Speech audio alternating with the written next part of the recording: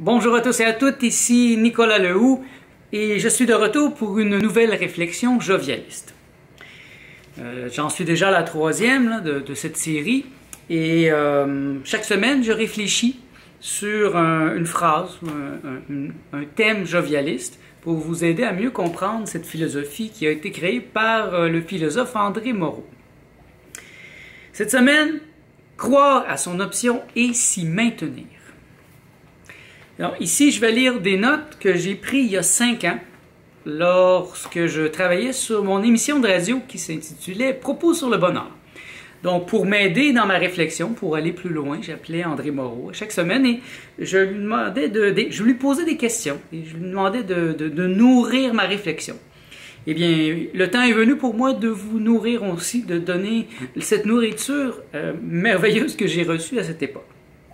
Et comme vous le constaterez, il y a une grande actualité dans les thèmes jovialistes parce qu'ils sont finalement hors du temps. Finalement, ils vont être encore valides dans 5 ans, dans 10 ans, dans 20 ans. Donc là, présentement, on est en juillet 2020 et on est au cœur de la première grande pandémie mondiale et croire à son option et s'y maintenir est une des choses les plus importantes à mon avis. Donc, l'important, ce n'est pas d'être du côté de la majorité, car celle-ci change d'avis fréquemment, mais de croire en son option et de s'y maintenir malgré toute évidence d'erreur une fois qu'on l'a fondée dans l'infini. C'est assez évident présentement, hein? Ça change tellement rapidement les opinions de chacun, les opinions qu'on nous présente à la radio, à la télévision, dans les médias. Ça change même de jour en jour. Ça n'a jamais été aussi évident. Non, ça l'était pour moi il y a déjà 5 ans. Ça l'était déjà il y a plusieurs années. Mais qu'est-ce que ça veut dire croire à son option et s'y maintenir? Je vais vous donner des exemples. Par exemple, Socrate, lors de son procès. Il a refusé de changer ses principes, il a refusé de se laisser convaincre par Criton, il a refusé de s'enfuir. Moi, je vous invite à relire le procès de Socrate. C'est un chef-d'œuvre. C'est un chef-d'œuvre de la pensée humaine. Et de droiture aussi. Il a été offert l'option de s'enfuir. Hein? Il était dans une prison sans porte, mais il a décidé de rester pour suivre ses principes, être dans la ligne de sa pensée. Hitler est un visionnaire. Il a annoncé ses intentions dans son livre « Mein Kampf », « Mon combat », qui a été écrit en 1924. Et je l'ai lu ce livre, et c'est vraiment impressionnant de voir à quel point, déjà quand il était plus jeune, il a dit exactement quoi il désirait accomplir, ce qu'il désirait accomplir. Il a gardé sa ligne. Nicolas Copernic, l'héliocentrisme. Le soleil est au centre de l'univers. Freud a été attaqué. Hein? Il a dit d'ailleurs à ce sujet, « Je suis chanceux, à une autre époque, c'est moi qu'ils auraient brûlé au lieu de mes livres. » Gandhi, « Sois le changement que tu veux voir dans le monde. » Hein? Il s'est maintenu dans le pacifisme malgré les attaques. Il a gardé son option. Qu'est-ce que ça veut dire en fait? C'est de suivre son intuition et d'avoir une confiance hyperbolique. Suivre mon intuition, ça je l'ai fait tout au cœur de ma vie. Hein, si je reviens, croire à son option et s'y maintenir. Moi, à l'âge de 10 ans, je suis tombé en amour avec la bande dessinée. Ah oui, je suis un BDiste. Et tout au long de mon adolescence, j'ai passé des milliers d'heures à faire de la peinture et de la bande dessinée. Et bien sûr, quand j'ai terminé l'université, moi j'ai été à l'université en marketing, en administration des affaires, pour moi c'était la vente de mes œuvres qui était la plus importante. Et quand j'ai terminé l'université, j'aurais pu cesser de croire à mon option comme la majorité des gens. Et donc me trouver une job, me caser, acheter une maison. Mais non, moi, j'ai décidé de croire à mon option et de m'y maintenir. Et ça voulait dire pour moi de me mettre sur l'aide sociale. Donc, je suis devenu un total perdant pour la majorité des gens, pour ma famille, pour mes amis. J'étais un perdant. Mais moi, j'en avais rien à cirer parce que mon option, c'était d'être un artiste. Alors, en me mettant sur l'aide sociale, ici au Québec, on a l'aide sociale, au Canada, je recevais à peu près 600 $ par mois, c'est pas beaucoup, mais pour moi, ça a été assez pour que pendant 10 ans, je me consacre à 100% à mon œuvre. Donc, j'ai fait de la peinture, de la bande dessinée, mais j'ai ajouté l'écriture, la poésie, la musique, j'ai fait beaucoup de musique, et je n'aurais jamais eu le temps de faire autant de production artistique si j'avais un travail. Parce que mon esprit aurait été occupé, alors que là, j'étais à 100%. Et donc, quand j'ai décidé de travailler, vers l'âge de 33 ans, j'ai encore maintenu mon option. Je suis resté dans mon domaine. J'étais bon pour faire des sites web parce que je faisais mes propres sites web pour me faire connaître, me promouvoir. Donc, quand j'ai commencé à travailler, j'ai fait des choses qui étaient dans ma ligne. J'ai fait la mise en page de livres d'André Moreau et je les ai mis sur Internet, en collaboration avec son éditeur. On a mis ça en vente sur Internet et jamais ça avait été fait. Mais c'est des choses que je faisais couramment. Et quand j'ai commencé à faire des sites web aussi, c'était la même chose. C'était quelque chose qui était totalement naturel. Et encore aujourd'hui, je me sens un artiste. À chaque jour, quand j'ouvre mon ordinateur, eh bien là, je joue avec les couleurs, je crée de la beauté, je fais du graphisme, je travaille sur des sites web, la création de sites web et l'image de marque. C'est ça mon option. Et moi, j'ai gardé mon option.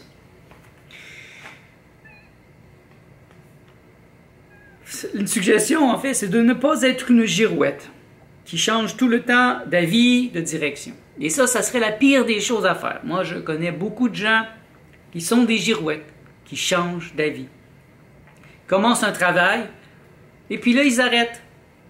C'est un peu comme la personne qui cherche un trésor et qui creuse, et finalement, elle abandonne.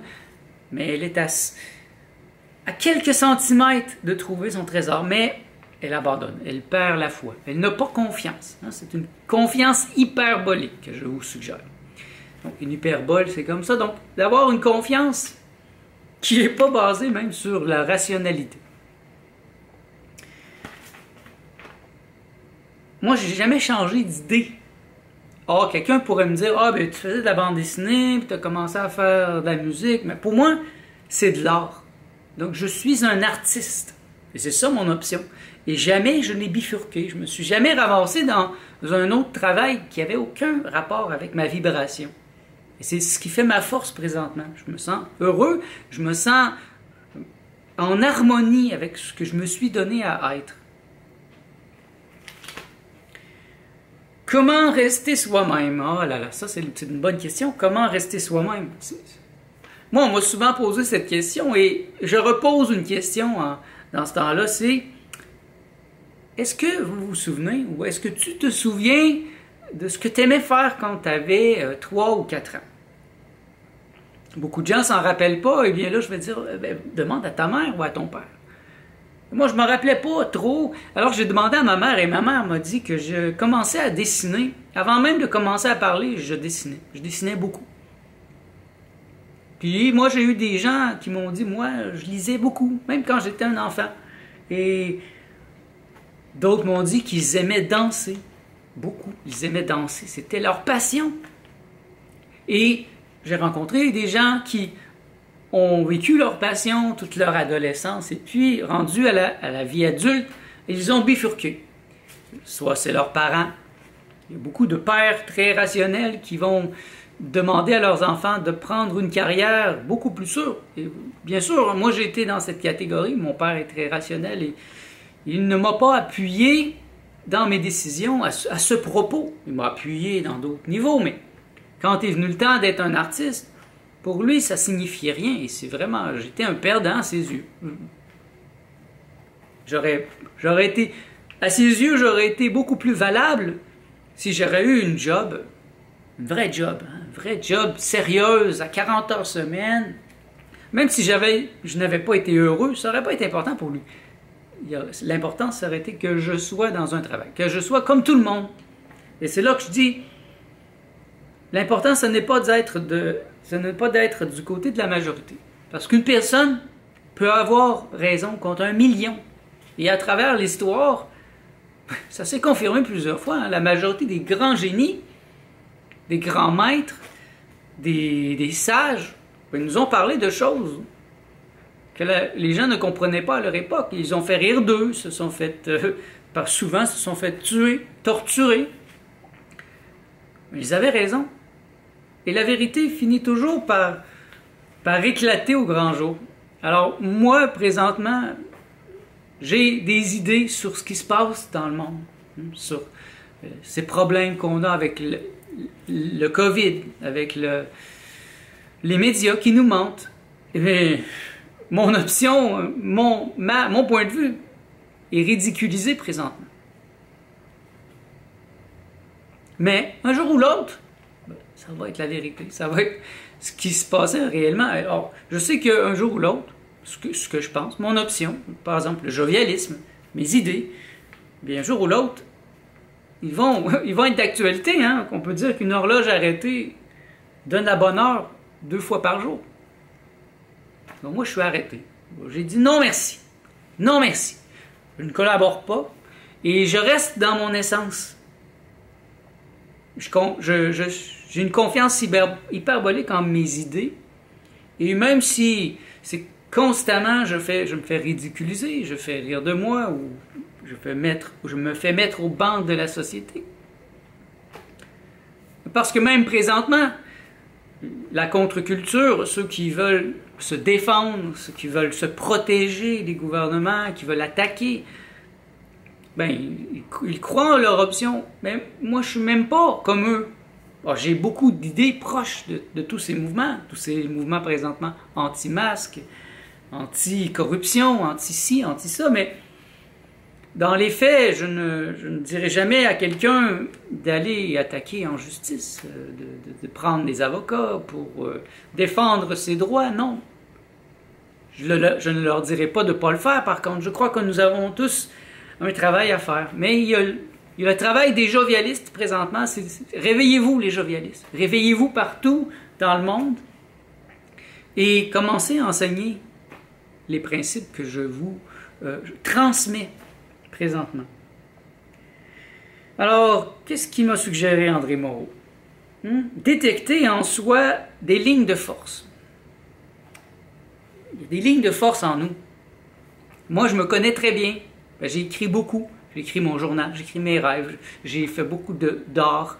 Et je connais mes lignes de force et je les utilise. Hein. C'est comme le jet stream. Je pense que c'est comme ça que ça s'appelle, le jet stream. Dans les airs, il y a des endroits où il y a comme un jet stream. Il y a comme il y a des courants d'air extrêmement forts. Et c'est la même chose dans l'eau. Il y a des courants extrêmement forts qui sont comme des tubes pour voyager. Et les poissons, les oiseaux le savent. Ils entrent dans le jet stream et pouf, ils sont propulsés sans effort à des milliers et des milliers de kilomètres. C'est la même chose. Si vous êtes dans votre option, ça va être facile. Moi, ma vie a été facile jusqu'à maintenant. Bon, il y a des petits détails, là, bien sûr. Mais dans l'ensemble, je dois dire que ma vie a été facile parce que toujours, j'ai été dans la ligne, dans mon jet stream, en refusant de travailler à 24 ans, en me mettant sur l'aide sociale et en devenant un artiste à 100%, bien, j'ai rencontré les bonnes personnes. J'ai eu une compagne pendant près de 8 ans, à cette époque, et je ne l'aurais jamais rencontrée si je travaillais, parce que j'aurais été dans un bureau. Mais non, moi j'étais dans le parc et je jouais de la musique, et je gueulais comme ça, je criais debout sur un banc, et puis elle m'a remarqué, et puis ça a créé une belle relation, mais je ne l'aurais pas rencontrée. Et il y a plein d'occasions comme ça que je n'aurais pas eues si je n'aurais pas cru en mon option. Et aujourd'hui, je ne serais pas au bon endroit. Il y a plein de gens présentement qui subissent des arrêts de travail, qui subissent le confinement, qui sont vraiment brimés, qui sont vraiment mal foutus. Moi, je suggère que si c'est votre cas, c'est que vous n'avez pas été attentif à rester dans votre jet stream. Vous n'avez pas misé sur votre option. Voyez, moi, j'ai misé sur mon option. Bon, premièrement, ne pas avoir d'argent pendant près de 10 ans, ça m'a formé. Ça m'a formé à rester dans l'essentiel. Et puis, même maintenant que presque tout est fermé, ça ne change pas beaucoup mes habitudes. J'étais déjà habitué à ne pas aller dans les bars, à aller très peu souvent dans les restaurants, à acheter très peu de choses, en fait, à me contenter de l'essentiel, à en être heureux. J'ai un travail présentement qui est un travail à la maison. Je fais des sites web. Je ne me déplaçais de toute façon pratiquement jamais. Bon, ça ne m'a pas tellement affecté. Pour l'instant, il n'y a pas grand-chose qui a changé quand je reste chez moi. Bien sûr, quand je marche dans les rues, le monde ne se ressemble plus. Mais chez moi, franchement, j'ai pratiquement pas perdu ce que j'avais construit parce que je me suis choisi. Je n'ai pas laissé mon père ou n'importe qui d'autre me détourner de mon option. Mon option, c'est d'être un artiste. Quelle est votre option? Ça, c'est très important que vous le sachiez. Option. Option, ça vient du mot latin qui est opto. Opto veut dire je choisis, j'opte, je choisis, je me choisis.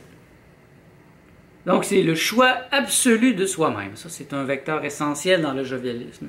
Le choix absolu de soi-même. Parce que l'absolu, je suis l'absolu. Et si je ne me choisis pas, je vais être dans le pétrin. Quand on ne se divise pas quand on se choisit. Choisir ses options. Être totalement soi-même. Quand on n'est pas soi-même, c'est quand on n'est pas soi-même qu'on est plus manipulable. Bien sûr, hein, si vous n'avez pas choisi votre option, si vous êtes dans un travail où vous êtes remplaçable, eh bien, c'est pas la meilleure des choses. Moi, je me suis positionné dans un travail où je suis irremplaçable. Quelqu'un peut ne pas être satisfait de mes services et aller voir ailleurs, mais il va se rendre compte qu'ailleurs, c'est pire. Parce que moi, je suis un spécialiste dans mon domaine, mais aussi je suis un spécialiste dans d'autres domaines connexes.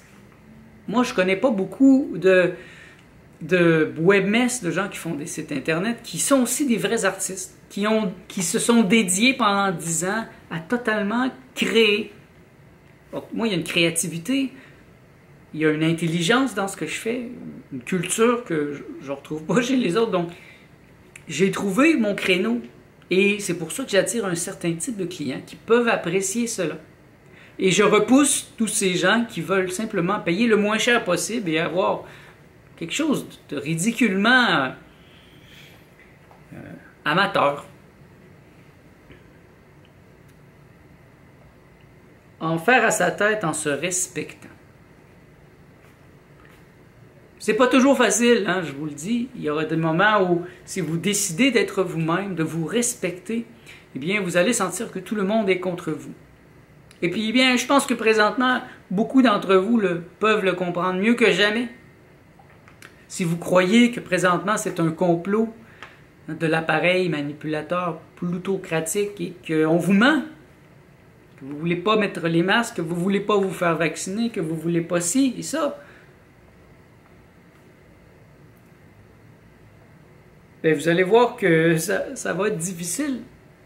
Mais si vous persistez, bien, il y a comme une lancée à un certain point. C'est plus facile maintenant pour moi de rester dans mon centre que ça l'était quand j'avais 24 ans. Parce que bien, il y a un genre de force cinétique qui s'est installée. Et d'ailleurs, il suggère qu'une option, ça se prend jeune.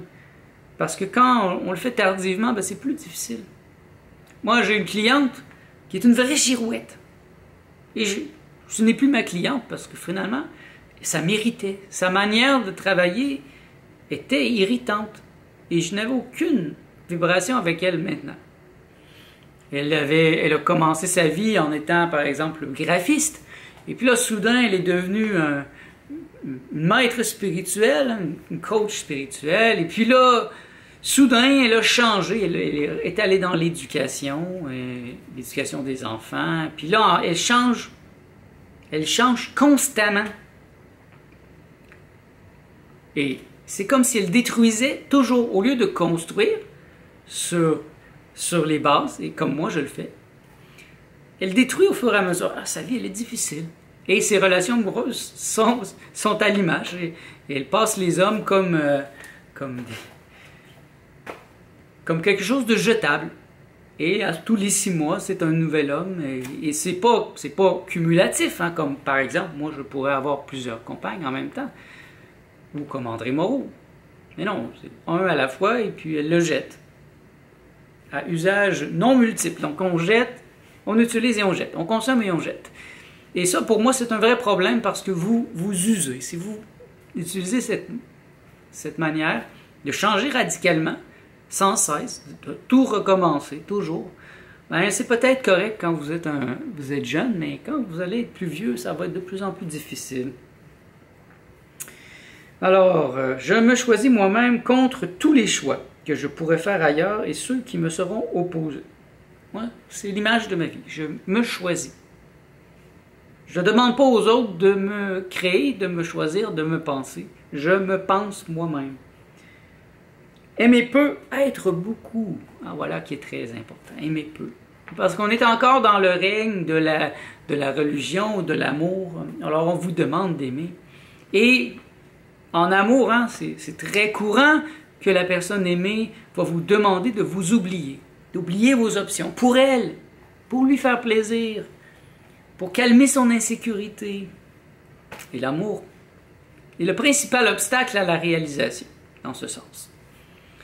Alors, mieux vaut être heureux pour pouvoir aimer. Donc, si vous êtes heureux, si vous vous donnez un être, alors là, c'est facile d'aimer parce que vous ne laissez pas les autres vous déstabiliser. Quand j'ai commencé ma relation avec ma compagne, il y a près de 8 ans maintenant, et au début, elle a commencé à m'appeler bébé. Alors, je l'ai laissé faire 1 fois, 2 fois, 3 fois, mais la 3e fois, je l'ai averti. Je lui ai dit, moi, je ne m'appelle pas bébé. Je ne veux pas que tu m'appelles bébé, parce que je ne suis pas un enfant, je ne cherche pas une mère, tu ne seras jamais ma mère. J'ai dit, appelle-moi par mon nom. C'est ça. Ayons une vraie relation. Et ça, en faisant ça, je me suis assuré que dans 8 ans, qu'aujourd'hui, ben, elle ne me traite pas comme un bébé. Parce que si je l'avais laissé m'appeler comme ça, à ce moment-là, mais c'est sûr qu'elle aurait pris cette tangente. Vous voyez, il faut savoir mettre le pied dans la porte quand c'est le bon moment. Croire à son option et s'y maintenir. S'y maintenir, voilà le vrai défi. Et si on pense à André Moreau, le philosophe, c'est un autre excellent exemple. Il a eu tout le système contre lui. Il a été persécuté, oublié, insulté, mais il a cru à son option.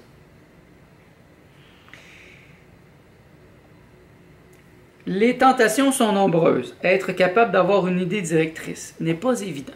Alors que l'idée directrice de ma vie, moi, c'est que je suis un artiste. L'idée directrice d'André Moreau, c'est qu'il est un philosophe. Je pense que vers 12 ans, il a réalisé qu'il est un philosophe. Et son idée directrice, l'immatérialisme, le monisme immatérialiste, immanentiste, c'est là dès ses premiers livres. Et c'est foudroyant de voir à quel point il s'est maintenu. Parce que moi, je lis son œuvre avec attention et il s'est maintenu malgré tout. Et ça, c'est beau à voir. C'est très inspirant.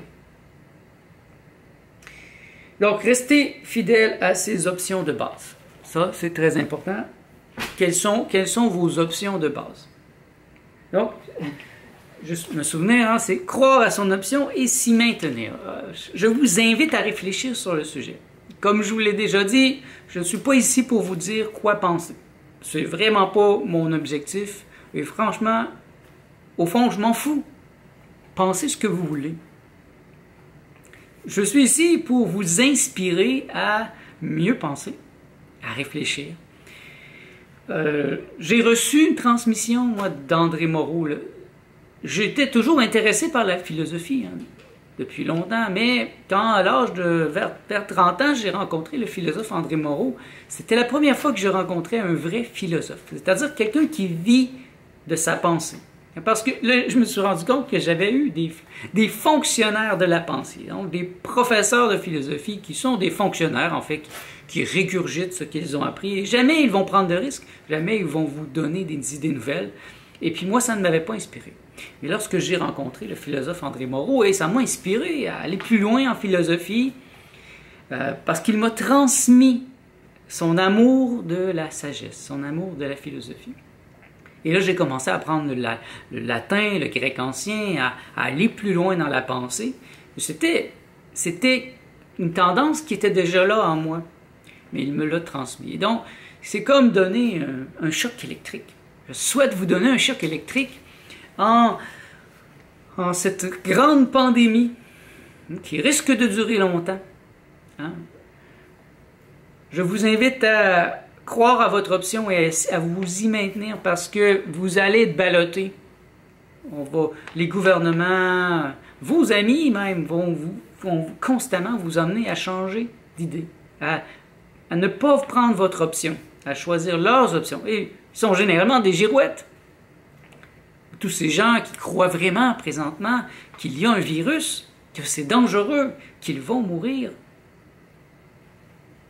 Et ces gens-là ne croient pas à leur option, ne croient pas à leur santé. Moi, je me suis donné une option, c'est mon plan de nutrition spirituelle. Vous pouvez le télécharger ici dans la description. Moi, je crois à mon option, je n'irai pas prendre des médicaments. Je me suis développé un plan qui m'aide à être en santé spirituellement, mentalement, au niveau du cœur et au niveau du corps. J'y crois. Et vous voyez, cette année, il me reste quelques minutes, cette année, au mois de mars, c'était le pire de la pandémie où les gens croyaient que c'était la fin du monde. Bien, moi, j'étais à la fin d'un 3 mois de crudivorisme à 100%, bon en sucre. J'entrais en une cure de jus, après ça, en un jeûne à l'eau. Et donc, mon système immunitaire était à son plus fort. Je n'ai pas eu peur. J'ai cru à mon option.